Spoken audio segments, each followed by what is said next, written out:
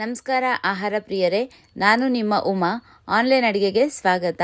ಇವತ್ತು ಗಣೇಶ ಹಬ್ಬದ ಪ್ರಯುಕ್ತ ಕಡಲೆಕಾಳು ಉಸುಳಿನ ಯಾವ ಥರ ಮಾಡೋದು ಅಂತ ಹೇಳಿ ತೋರಿಸ್ಕೊಡ್ತಾ ಇದ್ದೀನಿ. ಇದನ್ನು ಮಾಡಿಬಿಟ್ಟು ನೀವು ಪ್ರಸಾದವಾಗಿ ಕೂಡ ಹಂಚ್ಬೋದು, ಹಾಗೆ ದೇವರಿಗೆ ನೈವೇದ್ಯ ಕೂಡ ಮಾಡ್ಬೋದು. ಇವಾಗಷ್ಟೇ ಅಲ್ಲ, ಇದನ್ನು ಬೇರೆ ಟೈಮಲ್ಲಿ ನಾವು ಸ್ನ್ಯಾಕ್ಸ್ ಥರನೂ ತೊಗೊಳ್ಬೋದು. ತುಂಬ ಹೆಲ್ತಿಯಾಗಿರುವಂಥ ಒಂದು ಸ್ನ್ಯಾಕ್ ರೆಸಿಪಿ ಅಂತಲೇ ಅನ್ಬೋದು. ಇವತ್ತಿನ ಈ ರೆಸಿಪಿನ ಶುರು ಮಾಡೋಣ. ಅದಕ್ಕಿಂತ ಮುಂಚೆ ನಮ್ಮ ಚಾನಲ್ನ ಹೊಸದಾಗಿ ನೋಡ್ತಾ ಇದ್ದರೆ ದಯವಿಟ್ಟು ಸಬ್ಸ್ಕ್ರೈಬ್ ಮಾಡೋ ಮೂಲಕ ನನ್ನನ್ನು ಪ್ರೋತ್ಸಾಹಿಸಿ. ಹಾಗೆ ಪಕ್ಕದಲ್ಲೇ ಕಾಣುವಂಥ ಬೆಲೈಕಾನ್ನ ಕ್ಲಿಕ್ ಮಾಡಿದ್ರೆ ನನ್ನ ಮುಂದಿನ ವಿಡಿಯೋ ನೋಟಿಫಿಕೇಷನ್ ನಿಮಗೆ ಬರುತ್ತೆ. ಹಾಗಿದ್ರೆ ಬನ್ನಿ ಇವತ್ತಿನ ಈ ಒಂದು ರೆಸಿಪಿನ ಶುರು ಮಾಡೋಣ. ಮೊದಲಿಗೆ ಕಡಲೆಕಾಳನ್ನು ನೆನೆಸ್ಕೊಳ್ಬೇಕಾಗತ್ತೆ. ನಾವೇನಾದರೂ ನಾಳೆ ಮಾಡ್ತೀವಿ ಅಂತಂದರೆ ಹಿಂದಿನ ದಿವಸ ರಾತ್ರಿಯೇ ಇದನ್ನು ನೆನೆ ಇಟ್ಕೊಳ್ಬೇಕಾಗತ್ತೆ. ಇದು ಸುಮಾರು 8 ರಿಂದ 10 ಗಂಟೆಗಳ ಕಾಲ ನೆನಿಬೇಕು. ಹಾಗೆ ನಾವೇನಾದರೂ ಸಾಯಂಕಾಲ ಮಾಡ್ತೀವಿ ಅಂತಂದರೆ ಬೆಳಗಿನ ಸಮಯದಲ್ಲಿ ನಾವು ನೆನೆ ಹಾಕ್ಕೊಂಡ್ರೆ ಕಾಳು ಚೆನ್ನಾಗಿ ನೆನೆಯುತ್ತೆ. ನೋಡಿ, ಇವಾಗ ಇದನ್ನೆಲ್ಲ ಹಿಂದಿನ ದಿವಸನೇ ನೆನೆ ಹಾಕ್ಕೊಂಡು ಚೆನ್ನಾಗಿ ನೆನೆಸ್ಕೊಂಡು ಇಟ್ಕೊಂಡಿದ್ದೀನಿ. ಕಾಳುಗಳನ್ನ ಚೆನ್ನಾಗಿ ತೊಳೆದು ನೆನೆಸಿಟ್ಕೊಳ್ಬೇಕು. ಈಗ ನೆನೆದಿರೋಂಥ ನೀರನ್ನು ತೆಗೆದುಬಿಟ್ಟು ನಾನು ಕುಕ್ಕರ್ಗೆ ಹಾಕ್ಕೊಳ್ತಾ ಇದ್ದೀನಿ. ಇದಕ್ಕೆ ನೋಡಿಬಿಟ್ಟು ನೀರನ್ನು ಹಾಕ್ಕೊಳ್ಬೇಕಾಗತ್ತೆ. ನೀವೇನಾದರೂ ಇದರ ಕಟ್ಟು ತೆಗೆದು ಸಾರು ಮಾಡ್ಕೊಳ್ಳೋ ಹಾಗಿದ್ರೆ ಸ್ವಲ್ಪ ಜಾಸ್ತಿ ನೀರು ಇಟ್ಕೊಂಡು ಬೇಯಿಸ್ಕೊಳ್ಳಿ. ಇಲ್ಲ ಅಂತಂದರೆ ನೋಡಿ ನೀರು ಹಾಕ್ಕೊಂಡು ಬೇಯಿಸ್ಕೊಳ್ಳಿ. ಈಗ ಕುಕ್ಕರ್ ಲಿಡ್ನ ಕ್ಲೋಸ್ ಮಾಡ್ತಾ ಇದ್ದೀನಿ. ಸ್ಟವ್ ಮೇಲೆ ಇಟ್ಬಿಟ್ಟು 3 ರಿಂದ 4 ವಿಸಿಲ್ ಹೊಡೆಸ್ಕೊಳ್ಬೇಕಾಗತ್ತೆ. ಇದು ಒಮ್ಮೊಮ್ಮೆ ಕುಕ್ಕರ್ ಮೇಲೆ ಕೂಡ ಡಿಪೆಂಡ್ ಆಗುತ್ತೆ. ಒಂದೊಂದು ಕುಕ್ಕರಲ್ಲಿ 2 ವಿಸಿಲ್ಗೆ ಕಾಳು ಬೆಂದ್ಬಿಡುತ್ತೆ.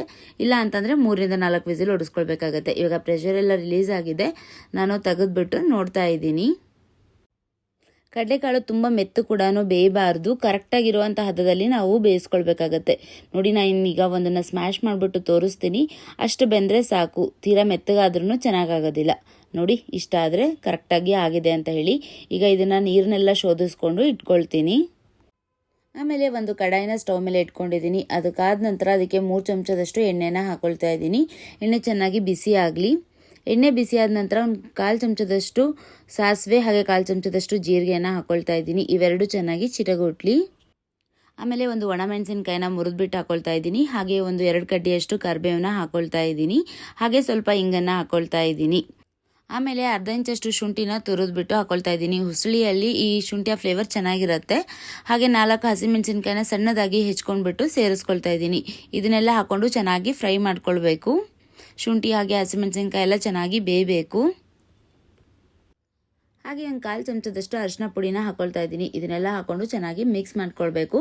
ಮುಂಚೆನೇ ಅರಿಶಿನ ಪುಡಿನ ಹಾಕಬೇಡಿ, ಸೀದೋಗ್ಬಿಡುತ್ತೆ ಎಣ್ಣೆಯಲ್ಲಿ. ಅದಕ್ಕೆ ಇದೆಲ್ಲ ಚೆನ್ನಾಗಿ ಬೆಂದ ನಂತರ ನಾವು ಅರಿಶಿನ ಪುಡಿ ಹಾಕ್ಕೊಂಡು ಜಸ್ಟ್ ಸ್ವಲ್ಪ ಫ್ರೈ ಮಾಡ್ಕೊಳ್ಬೇಕು. ಇದೆಲ್ಲ ಆದ ನಂತರ ನಾವು ಮುಂಚೆನೇ ಬಸ್ದಿಟ್ಕೊಂಡಿರುವಂಥ ಕಡಲೆಕಾಳನ್ನು ಈ ಒಗ್ಗರಣೆಯಲ್ಲಿ ಸೇರಿಸ್ಕೊಳ್ಬೇಕು. ಹಾಗೆ ಇದಕ್ಕೆ ನೋಡಿಬಿಟ್ಟು ಉಪ್ಪನ್ನು ಹಾಕ್ಕೊಳ್ತಾ ಇದ್ದೀನಿ. ನಾನು ಕಡಲೆಕಾಳನ್ನ ಬೇಯ್ತಿರ್ಬೇಕಾದ್ರೆ ಏನು ಉಪ್ಪನ್ನು ಸೇರಿಸ್ಕೊಂಡಿಲ್ಲ. ಹಾಗಾಗಿ ಇಲ್ಲೇ ನೋಡಿಬಿಟ್ಟು ಉಪ್ಪು ಎಷ್ಟು ಬೇಕಾಗುತ್ತೋ ಅಷ್ಟು ಹಾಕ್ಕೊಳ್ಬೇಕು. ಇದನ್ನೆಲ್ಲ ಹಾಕ್ಕೊಂಡು ಚೆನ್ನಾಗಿ ಮಿಕ್ಸ್ ಮಾಡ್ಕೊಳ್ಬೇಕು. ಆಮೇಲೆ 1 ಕಪ್ ಅಷ್ಟು ಫ್ರೆಶ್ ಆಗಿರುವಂಥ ತೆಂಗಿನಕಾಯಿನ ತುರಿದ್ಬಿಟ್ಟು ಇಟ್ಕೊಂಡಿದ್ದೀನಿ. ಅದನ್ನು ಈ ಕಡಲೆಕಾಯಿ ಉಸುಳಿಗೆ ಸೇರಿಸ್ಕೊಳ್ತಾ ಇದ್ದೀನಿ. ಉಸುಳಿಗೆ ಫ್ರೆಶ್ ಆಗಿರುವಂಥ ತೆಂಗಿನಕಾಯಿನ ಸೇರಿಸ್ಕೊಂಡು ಮಾಡಿಕೊಂಡ್ರೆ ತುಂಬಾ ಚೆನ್ನಾಗಾಗುತ್ತೆ. ಒಂದು ವೇಳೆ ಫ್ರೆಶ್ ಆಗಿರುವಂಥ ತೆಂಗಿನಕಾಯಿ ಏನಾದರೂ ಇಲ್ಲ ಅಂತಂದರೆ ನೀವು ಒಣ ಕೊಬ್ಬರಿನ ಸೇರಿಸ್ಕೊಂಡು ಕೂಡ ಮಾಡ್ಕೊಳ್ಬೋದು. ಈ ಥರ ಉಸುಳಿನ ಬರೀ ಕಡಲೆಕಾಳಲ್ಲಿ ಅಷ್ಟೇ ಅಲ್ಲ, ನೀವು ಬೇರೆ ಬೇರೆ ಕಾಳುಗಳಲ್ಲಿ ಕೂಡ ಮಾಡ್ಕೊಳ್ಬೋದು. ಹೆಸರು ಕಾಳು, ಬಟಾಣಿ, ಮಡಿಕೆ, ಯಾವ ಕಾಳು ಇರುತ್ತೋ ಆ ಕಾಳಲ್ಲಿ ನಾವು ಇದನ್ನು ಮಾಡ್ಕೊಳ್ಬೋದು. ತುಂಬಾ ಚೆನ್ನಾಗಾಗುತ್ತೆ. ಈ ಥರದ್ದೆಲ್ಲ ಸಂಜೆ ಹೊತ್ತು ಮಾಡ್ಕೊಂಡು ತಿನ್ನೋಕ್ಕೆ ಚೆನ್ನಾಗಿರುತ್ತೆ, ಹಾಗೆ ಹೆಲ್ದಿ ಕೂಡ. ಆಮೇಲೆ ಇದಕ್ಕೆ ಸಣ್ಣದಾಗಿ ಹೆಚ್ಕೊಂಡಿರುವಂಥ ಕೊತ್ತಂಬರಿ ಸೊಪ್ಪನ್ನು ಸೇರಿಸ್ಕೊಳ್ತಾ ಇದ್ದೀನಿ. ಹಾಗೆ ಒಂದು 1/2 ಹೋಳಷ್ಟು ನಿಂಬೆಹಣ್ಣು ಹಿಂಡ್ಕೊಂಡ್ರೆ ತುಂಬ ರುಚಿಯಾಗಿ ಕಡಲೆಕಾಳು ಉಸುಳಿ ರೆಡಿ ಆಗುತ್ತೆ. ಇದನ್ನು ಮಕ್ಕಳಿಗೆಲ್ಲ ಮಾಡಿಕೊಟ್ರೆ ತುಂಬ ಇಷ್ಟಪಟ್ಟು ತಿಂತಾರೆ. ಗೌರಿ ಹಬ್ಬಕ್ಕೆ ಸಾಯಂಕಾಲ ಹೊತ್ತು ಅರಿಶಿನ ಕುಂಕುಮಕ್ಕೆಲ್ಲ ಕರೆದಾಗ ನೀವು ಈ ಥರ ಪ್ರಸಾದ ಮಾಡಿ ಕೊಡ್ಬೋದು. ಸೊ ಆಹಾರ ಪ್ರಿಯರೇ, ಇವತ್ತಿನ ಈ ಕಡಲೆಕಾಳು ಉಸುಳಿ ರೆಸಿಪಿ ನಿಮ್ಮೆಲ್ಲರಿಗೂ ಇಷ್ಟ ಆಯಿತು ಅಂತ ಹೇಳಿ ಭಾವಿಸ್ತೀನಿ. ಈ ಹಬ್ಬಕ್ಕೆ ಈ ಥರದ್ದು ಮಾಡಿಬಿಟ್ಟು ಪ್ರಸಾದನ ಹಂಚಿ ಹಾಗೆ ದೇವರಿಗೆ ಕೂಡ ನೈವೇದ್ಯ ಮಾಡಿ. ನಮ್ಮ ಚಾನಲ್ನ ಹೊಸದಾಗಿ ನೋಡ್ತಾ ಇದ್ದರೆ ದಯವಿಟ್ಟು ಸಬ್ಸ್ಕ್ರೈಬ್ ಮಾಡ್ಕೊಳ್ಳಿ. ಹಾಗೆ ಪಕ್ಕದಲ್ಲೇ ಕಾಣುವಂಥ ಬೆಲೈಕನ್ನ ತಪ್ಪದೇ ಕ್ಲಿಕ್ ಮಾಡಿ. ಯಾರಿಗೆಲ್ಲ ಈ ಕಡಲೆಕಾಳು ಉಸುಳಿ ರೆಸಿಪಿ ಇಷ್ಟ ನೋಡಿ ಅವರು ಈಗಲೇ ಲೈಕ್ ಮಾಡಿ. ಮತ್ತು ಇನ್ನೊಂದು ರುಚಿಕರವಾದ ಅಡುಗೆ ಜೊತೆ ನಿಮಗೆ ಸಿಗ್ತೀನಿ. ಅಲ್ಲಿವರೆಗೂ ಧನ್ಯವಾದಗಳು.